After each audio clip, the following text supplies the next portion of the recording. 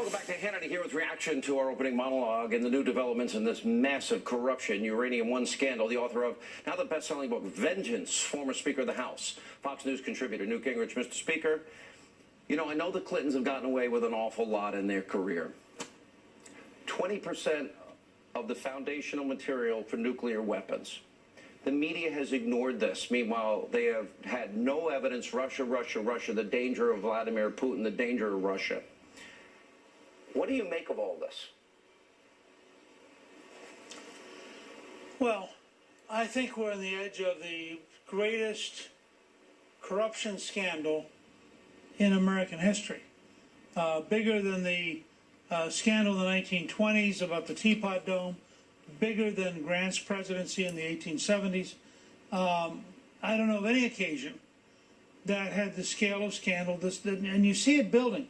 You watch Mueller, who I've been very critical of, but to his credit, he's now following the Podesta family into their relation with foreigners. He's beginning to follow other cases that are very different.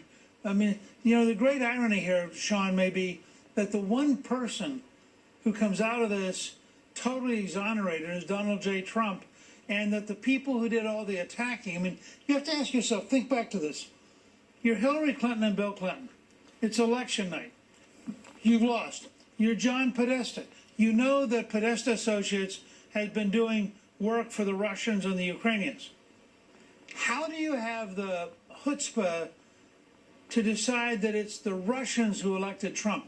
I mean, why did they have no sense of vulnerability that once they opened this, it was just going to get sicker and sicker? And I'll tell you, just mark this for tonight.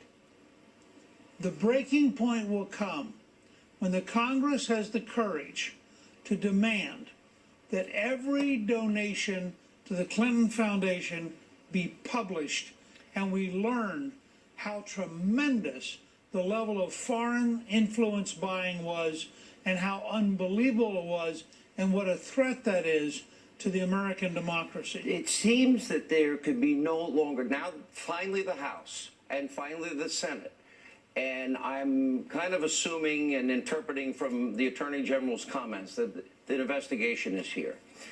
But I think you're right in this sense. I think this has moved way beyond Trump-Russia collusion. Now, I don't like investigative creep. I've been very clear about it. I know that now it's about Paul Manafort's financial dealings from long before he was with Trump and the Podesta group. But I can't think of a single circumstance ever to give 20% of uranium.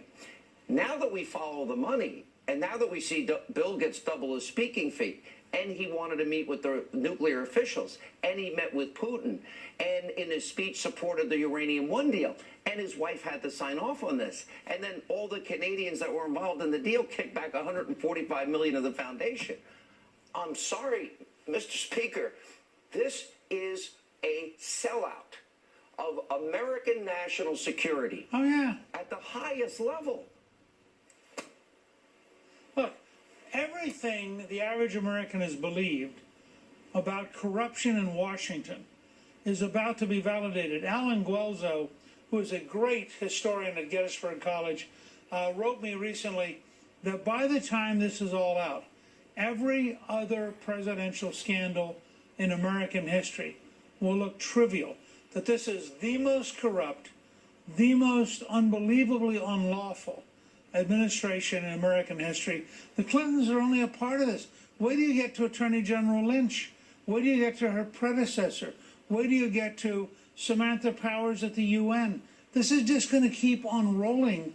And I think we're going to look back a year or two from now, and we're going to be stunned at the dishonesty and the bankruptcy of the Obama administration, of which the you know, if you will, the apex is the Clinton team, and I have a very simple challenge for the Congress. Get all of their donations on the record. When you go to the Canadian Clinton Foundation, which didn't have to report, very clever legal gimmick, One last but thing. wrong, you start taking these apart. It's horrendous. Follow that and also lift the NDA.